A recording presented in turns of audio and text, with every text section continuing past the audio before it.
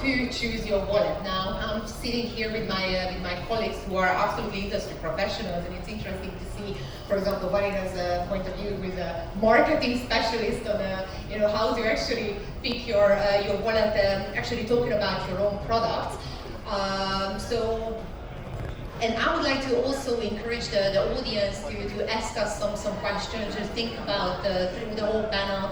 How would you personally choose the wallet where you trust your digital assets, and what is the important parts for you? So maybe we can jump in. What do you think? What is the main problem now with the wallets, and how your products or your company can overcome that, and obviously, how to choose the best wallet. So maybe we can start with you. Well, first of all, you don't need to choose a wallet. You just use Ambire wallet, and that's that. Thank you for coming to my comedy gig. Just joking, of course.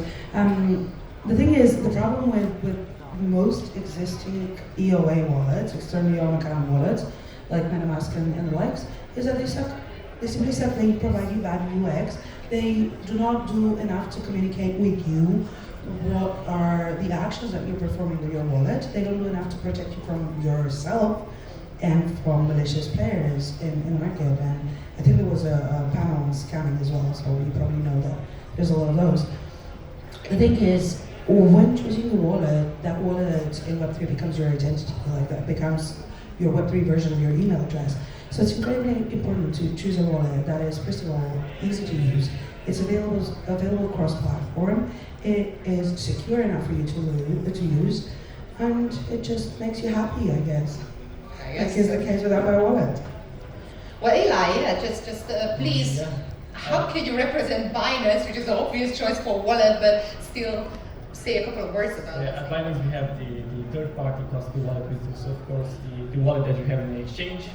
We have the Trust wallet, which is a hot wallet that's offered in your browser or in your web, in your phone application. And we recently have also like a partnership with the cold wallet application Ledger that allows users to top up their Ledger accounts in the desktop Ledger view to Binance. So what we notice is that the user-friendly solution is the winner one most of the cases. That's user experience is always a key. Right? Exactly. Nikolay. Okay, guys, I want to get a step back and involve the audience. So I'll ask a few questions if you can participate with us, because it's a panel, so everybody can participate. So how many of you have only a single wallet, right? Only a single wallet? Raise a hand. Almost nobody, like probably 10 people. How many of you have multiple wallets, like different? Okay, we can see the difference. So one more question: how many of you have different wallets for the reasons of like different wallets giving you different things, right? Different stuff. Okay, maybe half of the people that raise the hand. So in the end, like it currently makes sense to have different wallets for different things, right? You have different wallets for either to separate your security, right? Let's say you have your loyalty, you have your rare NFTs in some ledger, your main portfolio balance in some ledger somewhere stored, while your day-to-day trading activity requires some money that it's probably somewhere else where you interact every day and stuff like that. And when you come to a conference like this one, you cannot really showcase your NFTs and prove that they're yours without bringing your ledger, right? Which is a security problem in the end. So, so one of the ideas that we build and goes on top of what Vanina said is that in the end your wallet is your identity, your account, it's yourself, right? So you shouldn't have like 10 separate yourselves, how they say it. So in the end, like there is technology that allows you to have a single wallet that gives you everything, but in the end it's controlled by multiple wallets, so you can still have your 10 different wallets, keep your security, but you can control your identity and showcase to the people even here with your normal day wallet, that you actually own the NFTs, that you actually have this big portfolio. Right? Eduard, what are the challenges that you with your products? Yeah, this question actually relates a lot to the previous panel about Web3. And I think we're so early in the game that the quote of Henry Ford applies here. So if I had asked people what they wanted, they would have said a faster horse. Our approach at ZoidPay for this is actually, we started to learn a lot about traditional finance. So as long as the field is already vetted and it works for such a long period of time, we said, why not start with buying a bank? So we are acquiring a brick and mortar bank, and we do this why? Because it relates also to the bridging Web 2, 2.5 and Web 3. So we said, why not acquire a brick and mortar bank, change the whole flows into Web 3 flows, have a Web 3 infrastructure. We've discussed with the regulators. For 3 years only on the regulatory side. We did this. We have a super app. I think this is it's very hyped, and everybody says super app when it's about Web3. So we connected the two, and we see assets as something which shouldn't be split into crypto or fiat. So you have everything in one place. You have your crypto there, you have your fiat there, you have your deposit accounts, you have TradFi, you have DeFi, and you can also plug in your already existing bank accounts. So you can add your Romanian bank accounts, European bank accounts there. So to have it all in one place. We started with this. This is part of the customer development journey we have with our users. Dorian? Okay. So to start with, I would say that that's a question that's pretty personal, so there will be a lot of personal points of views. You might find yourself at odds with things that we will say and so on. Depending on your level of understanding, technical knowledge, etc., we might say things that stick to the basics, but maybe we'll try to get deeper and deeper as the discussion unfolds. So first, I would say to choose a wallet, you have to know a bit about yourself, what type of investor you are, and you can be different types of investors at the same time. Meaning that if you have assets that you're comfortable with still, like keeping for a decade or even longer, I would not imagine going for anything else but non-custodial, especially since all the information, all the black swan events that we've seen unfold this year and the previous year. So yeah, that would be, for example, if you're this type of investors who's only aiming at the long term, like definitely non-custodial, cold wallet, where your private key never was shown anywhere on the internet is the way to go. Then let's say you're this type of investor who is trading a lot or who is trying smart contracts because you want to be on edge with what is being done, like the latest innovations and so on. Then you will need a hot wallet, definitely, in terms of managing your fees, managing, the speed at which you can actually buy and sell some tokens, etc. In this case, having a custodial wallet is not something that's out of mind. It's a type of use case where it's actually sensible to have it. You can also have, for example, in this case with a hot wallet, you can have more or less used wallets, meaning that you can have wallets dedicated to just trying smart contracts. You can have wallets dedicated to trading certain types of assets. You can use wallets that are specific to certain assets because these companies, these projects develop their own wallet and you want to be native to the project. I'm thinking about Ton right now, for example. They have their own wallet and you can, like if you want to trade some Ton, you might want to go there because it's like the place where it will be the most handy to go and do it and so on. So in the end, you have to know more about yourself than what we're speaking of to start with as a starting point. Then I would say, if security is and it should be, security is a concern for you, and it should be, especially if you're a new investor, because what we've seen, for example, for a long time as crypto exchanges, and I'm sure is the case also at Binance, is that ease of use primes security in many cases, which should not be the case, but it is in fact. So you should look at, for example, if you're going custodial, you should look at some custodial that's allowing for double authentication. That's like the first and foremost. If there is not double authentication factor, like that's not safe enough, definitely.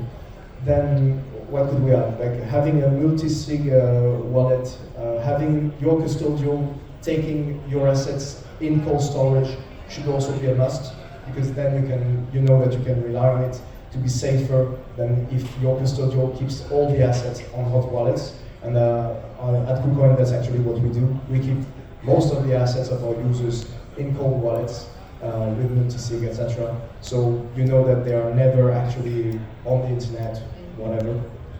Also, yeah. It was very interesting what you touched point on the different purpose for different wallets for different purposes. Because I'm a payment consulting company, so I usually tell my clients, spread your risk, open multiple wallets, accounts, and don't trust all your assets in one provider. What are your thoughts about that? That obviously you try to represent the best wallet in your efforts. Obviously, you're trying to come up with the best solution. What do you think about it? That if your clients are obviously want to keep their assets in multiple ways, what are your thoughts about it? Maybe. I think that's a good choice, but it's really hard to organize.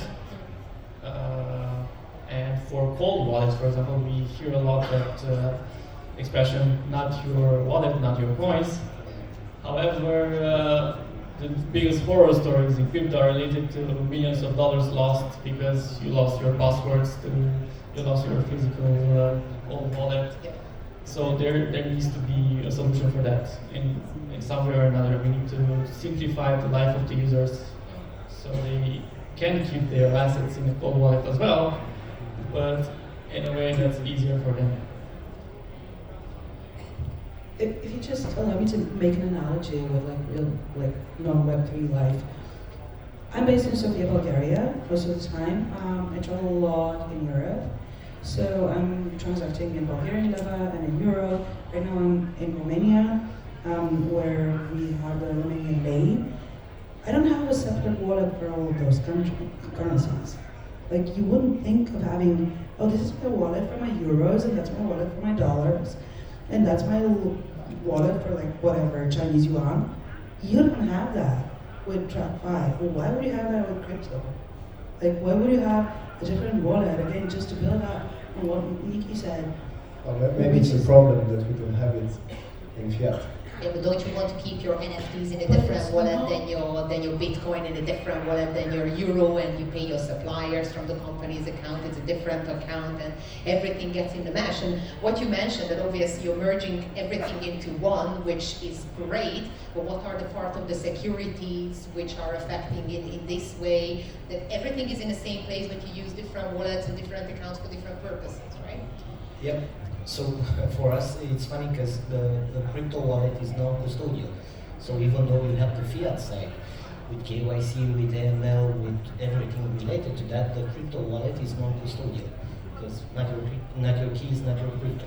So yeah, I mean, there's a huge clutter of personas. So you have the people that like to spend a lot of time with degen farms, with this and that. You have the ones that want to do on and off ramping rapidly and want to have the lowest possible fees and want to have liquidity for their crypto assets. You have the ones that actually prefer the safety of a fiat wallet, but knowing that they have crypto also there. So in the customer journey and in defining the personas, we started with 2 personas and now we have 50. So it is interesting. To answer Vanina's question, in order for mass adoption to happen, similarities need to happen between the traditional finance and new finance, crypto. And a bank accounts, you have one entity that you work with, but you have multiple bank accounts for your currencies, actually. And that's why in crypto, third-party wallets, actually the ones at Binance, at other exchanges as well, are the ones easier to understand for the customers at the moment. I understand that, but if you think about the bank accounts example, you're keeping all those bank accounts in the same bank, and in that example, the bank would be the wallet. So you're still using a single, or like maybe a couple of banks. What I'm saying is not that people should not be using different wallets, but what I'm saying is that as consumers, we should be demanding more unification, and as builders, we should be providing that unification, and we should be providing wallets and tools that are as versatile as they can be for that mass adoption to happen. Nikolay, what do you think about that? Yeah, I can build on a few of the things that said. I'll start with the security and the purpose, right? So in the end, on most of the conference, everywhere you go, like people will freak out about security, even though that we don't live in a safe, super safe world, right? We take risks every day. So in the end, what we said in the first question, you need to understand who you are, what are you going to do with these wallets, what are the risks that you're going to take. It's again trade-off. So don't get me wrong, security is important, but we shouldn't be super mega freaky about it, because in the end we take chances every day, right, everywhere. The other point was about the multiple accounts and stuff. Yeah, probably technologically behind the scene, it needs to be different accounts, different entities, different stuff, but the users shouldn't understand that, right? They should have one interface that is nice for them, that is personalized for them. Like we live in a world where people can personalize everything, right? So why don't you personalize your wallet that represent you? So they shouldn't understand that behind there's 50 wallets or 1 million wallets or whatever technology. And currently we are a bit stuck in showcasing the technology a bit too much, and in my opinion it's slowing down the, how do you say, the... Sorry? Adoption. Yeah, adoption. And yeah, to continue with what you were saying, it's absolutely true. You have to be honest with yourself. Like, if you want certain types of products or certain types of services, you might lose on the other end. Meaning, like, for example, you're using KuCoin as a custodial for your assets, then you have to KYC if you have a certain amount of assets, etc. You're losing on privacy. And your transactions, well, some people might have access to it on a longer run or whatever. This is how it works, you KYC. If you're using, for example, KuCoin wallet, where you are non-custodial and you are the only guarantor of your own assets all the time, the only responsible one, your keys, your crypto, then you don't have to KYC and you keep your privacy. But the truth is that you cannot have both at the same time, at least not for now. So, like... I mean, you can always have a self-custodial wallet that you connect to the exchange. Yeah, you I can know also... it doesn't work this way right now, but technically it is possible, and that's the way it should be done. The way you connect to a DEX and you transact with your own crypto from your own wallet, and the crypto doesn't leave your self-custody. That's the way it should be with centralized exchanges. Well, actually, that's a solution that we're working on. I think it's probably a topic that also is the case with our competitors, like how to integrate more decentralized products in our centralized offer, and definitely like having these more hybrid offers where we can imagine keeping your own assets under your own custody by finding solutions, for example, with the settlements that come a little later or whatever, and you keep your assets in your own custody while trading and still having access to the trading resources of a centralized exchange. This is things that we are working on right now, but technically speaking, it's very complicated.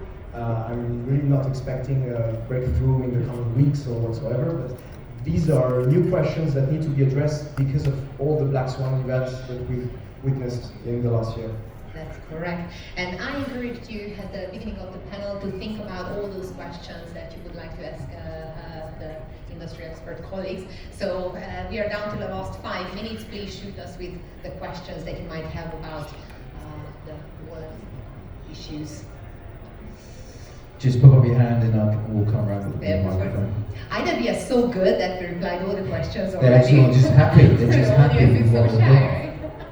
I'm sure there is somebody who's curious, or maybe you'd like to challenge somebody on on the panel. I think I'm going to just drop the bombshell You do and it. just ask my panelists about regulation and KYC. So maybe I'll just leave it out there. What do you think about the onboarding process, the hurdles, about the KYC procedure, and the ease of the onboarding when it comes to regulation? So I know we can talk about this for ages, but maybe you can just comment in 2-3 sentences. How does it affect you, and what is your solution on that? The current onboarding process is horrendous. Like, honestly.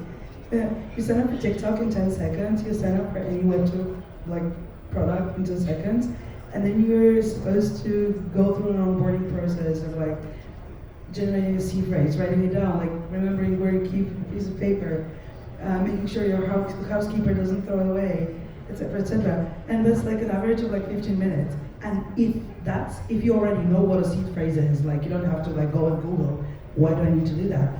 In the age where we've been telling like our parents and everyone we know, don't write anything, like no passwords on pieces of paper, like don't put it on post-it notes on our keyboard. And then all of a sudden we're like, oh yeah, just write it down and like put it on a piece of paper. It's ridiculous, it's just counterintuitive. So we need to streamline that and make it easy and simple for people. And thank God for account restriction, because it's here to stay, and that allows us to streamline that process. That's right. If it acts like money, used like money, it should be regulated like money, right? Eventually. So to build up on the KYC and regulations, we might be the community might be against them, but in the end they're currently maybe a very good thing, just because in the end of the day we are out here trying to build something good, right? We want to build the next financial system, to change the financial system and stuff like that. And this thing to become global and to actually be adopted and actually change the world, it needs to be in a better place, and it might be and probably is very easy to slip in the wrong direction. That's why this stuff like KYC regulations, the stuff that are done if they are done in correct way, are actually for me personally helpful to guide us and to try not to slip on the bad side. After we build this thing, we understand it better with every day, then we will just to see how the onboarding can go better and better. Usually regulation stands in prohibits innovation to happen. So it's our job as builders to create an onboarding process that makes you feel satisfied when you talk about KYC after you onboard the platform, because usually you feel guilty. It's like you did something wrong. After you complete all of those things, it's like, what just happened? You don't have that feeling of joy. Yeah, I onboarded. It's really bad usually. And yeah, this will change. It's still similar with the traditional finance though. And this regulation in the end will help mass adoption. Because traditional users will get more trust in the system, and mass adoption will happen easier. I was just going to say the same thing. Like, the best thing about decentralized technology is that it's not regulated, and the worst thing about decentralized technology is that it's not regulated. Regulation is not all bad. It can protect the user under the right circumstances. The one thing that I am a little bit concerned about, though, in Web3 is that regulators lack the technical knowledge and they're lagging behind. Like, I'm looking at the people designing the micro-regulation in the EU, they're so far behind, it's scary. And by the time they reach the level where we are today, we will have invented a whole new technology layer that they will still need to catch up with. And don't forget that we are the industry experts, so it's our reputation and our responsibility as well to educate all the users and create better platforms, easier onboarding, and better products. So thank you so much for everyone who was listening to us. I hope next time you're going to collect more questions for the next panels. But thank you so much, and thank you very much for my colleagues as well. There we are, ladies and gentlemen. Round of applause for all our panelists and Victoria, our moderator. If you'd like to make your way off the stage that way, straight ahead, fantastic. And again, nevertheless,